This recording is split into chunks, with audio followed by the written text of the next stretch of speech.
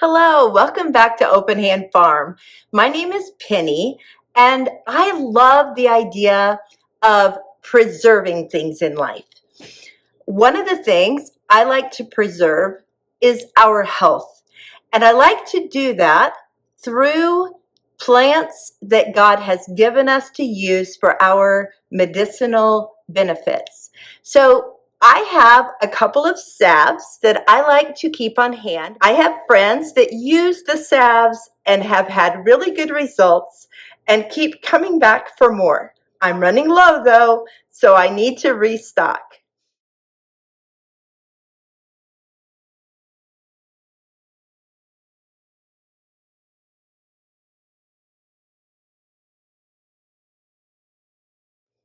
Today I want to make 3 different salves.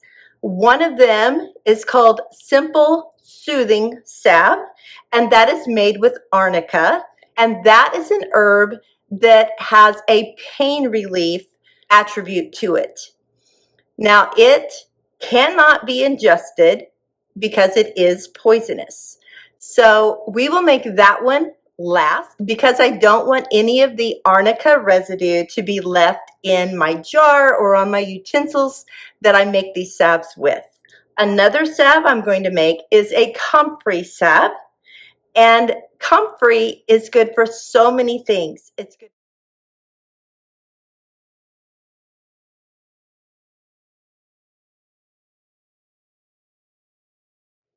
But I'm also going to make a bone and tissue salve. And of course, that is also good for bones and tissue. I have had friends who like the comfrey and it relieves pain for them. And I have some that use the bone and tissue and it helps relieve arthritic pain and things like that. So I like to keep them both on hand. Now, all of these salves are going to be made from oils. They are herb infused oils that I have made ahead of time, and they are very simple to do. All you do is fill your jar about 3/4 full and then pour oil until it covers the herb. You need to use a good quality oil. I always use olive oil, and it is a first cold pressed organic olive oil. You can set that aside in a dark closet and let it infuse for 6 weeks. I have a video on infusing oils with your herbs, and I will link that here in a card, but I will also put it in the description box so that you can go and see how to do it step by step. Now, the things you will need to make these salves is a pot. This is an old pot. It has a nonstick coating that's been wearing off, as you can see, but that doesn't matter because I'm going to put water in this and then I'm going to set my jar in the water, so it doesn't matter what the lining of the pan is. But it is nice to have a heavy bottom pan. I always use a wide mouth jar because it's easier to work in and stir things, and it's just easier. And then I'm going to use a plastic spatula, and that is because that cleans off very nicely. Now, making a salve is so simple. All you need to do is put water in your pan. You want to make sure that when you place your jar in your water, it doesn't throw the water up over the edge of the pan. And this is going to be fine. I could actually add more water to this.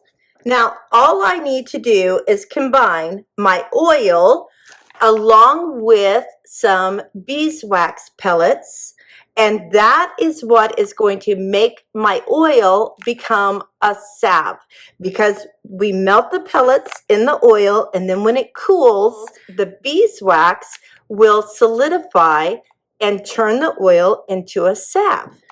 So we're going to put our oil in our jar first, and I am going to double the recipe. Now, this is the bone and tissue oil, and this is comprised of many different herbs put together. And I really need to put together some more and make more of this. I always try to make a gallon jar of the bone and tissue herbs, then I can use out of it to make oil, or I could use it for a soak if I need it for that. Each recipe of the salve calls for 3.5 ounces of oil. Well, I want to make a double recipe, so I am going to use 6 ounces. So I'm going to put that in my jar. And it takes half an ounce of wax pellets, so I want 1 ounce of wax pellets.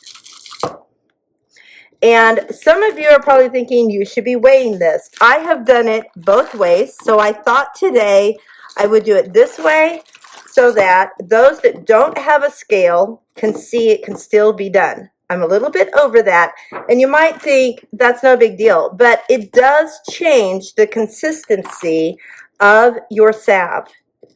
So you do not want to just say, oh, I'm just going to throw more in there. It might be too dry, too hard of a salve, and you have to kind of dig it out instead of just rub it out. That's all we need for our salve. Now we're going to set it in our water, and we're going to put it on the stove and start heating it up. It's going to take a few minutes for this to get hot enough to start the melting process. I'll keep stirring and checking, and eventually the little pellets will turn clear and start melting down. While we wait for our pellets to start melting, I thought I would show you that my comfrey oil is new enough that I haven't even strained it yet. So I'm going to open it up and strain it so that we can use it.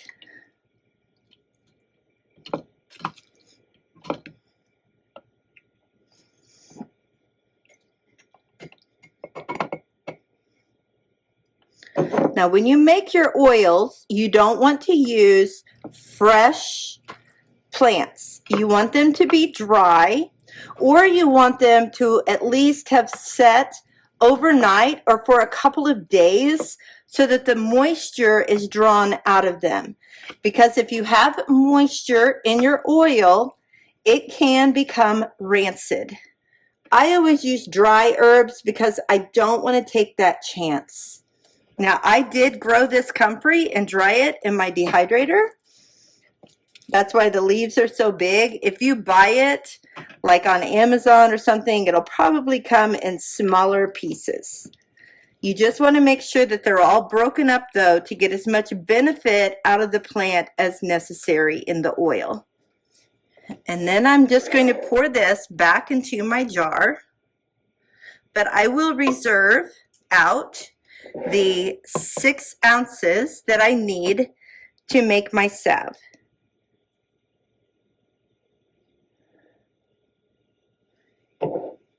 And I'll go ahead and add my beeswax to this so that when my other salve is done, I can go ahead and start this one cooking as well. Now you can see our water has started coming to a little bit of a boil. Now we do not really want it to boil. We want it to simmer. So I'm going to turn my heat down just a little bit before it kicks into a rolling boil. Remember that this jar will get hot. We're starting to see some melting. And now it just happens so fast. Like I had pellets and now I don't.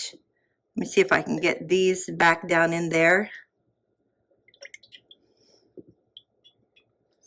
So I'm going to turn the fire off. And again, remember, this is hot. And because it is very hot, like when you are canning something, do not set this in cold water or on a cold surface or the jar will crack. Now I'm going to show you the jars I like to use to put my salves in. I used to use little tins, but I felt like if it got too warm, it would leak out the lid of the tin, and I don't have to worry about that with these jars. And they come with an extra little lid to keep it extra clean, and then a screw on top. Now, when you are using these, it's really best to use a little scoop or spatula or even a Q-tip to take your salve out, and avoid putting your fingers in it because that will contaminate it over time. That's why I like these little 1-ounce jars, but sometimes I like to have a 2-ounce jar. So these are the same jar, just different sizes. I'll leave a link in my description box so that you can get these if you would like them. We're going to pour into our jars. I went ahead and finished my bone and tissue, so I'm going to pour it up. And I like to pour them all the way up to where that little white cap is going to sit just on top of the salve. Trying to tell if I have 2 ounces here. I think I can go ahead and fill a 2-ounce jar as well. Spilt on that one. And I did get these pretty full, but I like to just set that lid right on top of it. Yes. All right, perfect. So this double recipe made 6 ounces of salve. I will put the recipe in the description box, and one recipe will make 3-ish ounces. I found these stickers online that fit nicely on top of these lids, and I had them personalized to say Open Hand Farm, and I'm just going to hand write what is in each jar. So after I screw their lids on, I will put a sticker on them, but I will also cover the sticker with tape, because even though this is a permanent marker, when you use a salve, your hands become oily and you can smear the label. And I want people to always know what they're using. Now, this next oil is a mixture of infused oils. This is the one that is the Simple Soothing Salve, and it has arnica oil in it. I want to show you, I did not put tape on these words, and see how they're starting to come off as the oils get on the label. With this salve, I'm going to use 2 ounces of each of these. The recipe calls for 1, but I'm doubling it.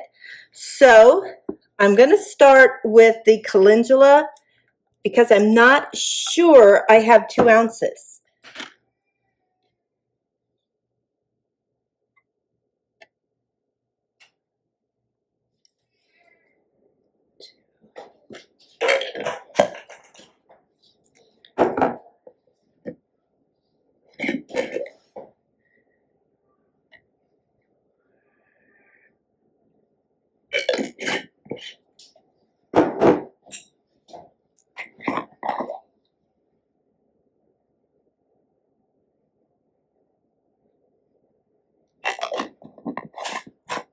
Okay, that was 6 ounces of oil. Now I'm going to get my 1 ounce of pellets.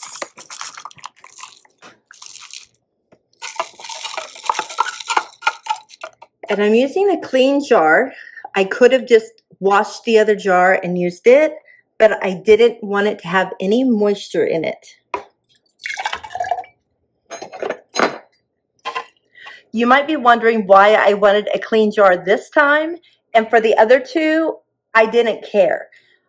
Comfrey is one of the main ingredients in my bone and tissue oil, so I didn't mind having a little bit of comfrey salve residue in the jar to add to that.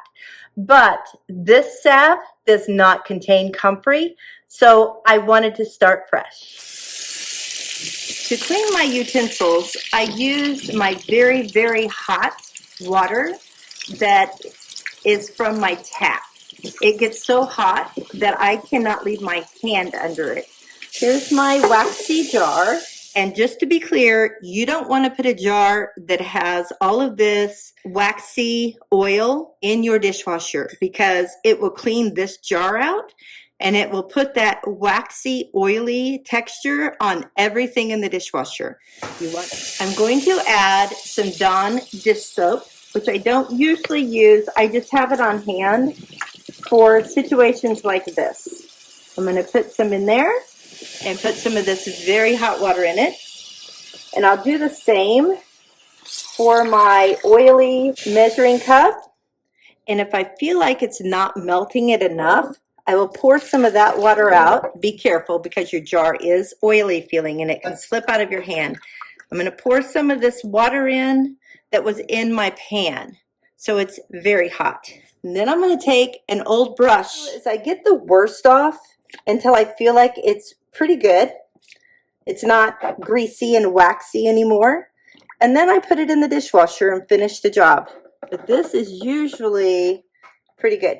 And you can have jars set aside that are just for making your salves in, and that works well too.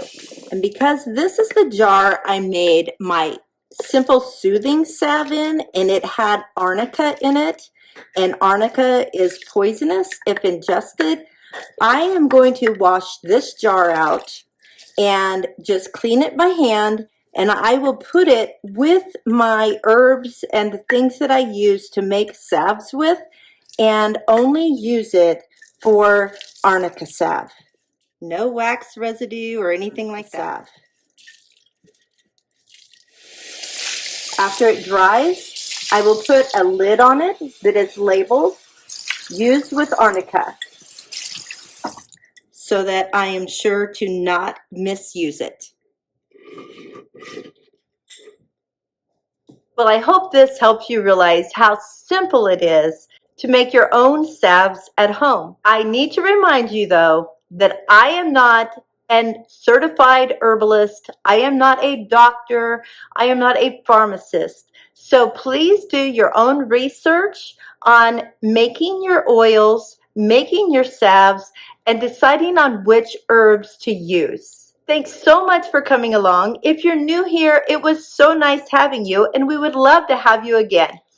If you would just push that subscribe button, and for those of you who have already subscribed, if you could push that bell so that you get a notification every time I have a video up. That way you won't miss out on anything that we're doing around Open Hand Farm. Until next time, blessings on you and yours.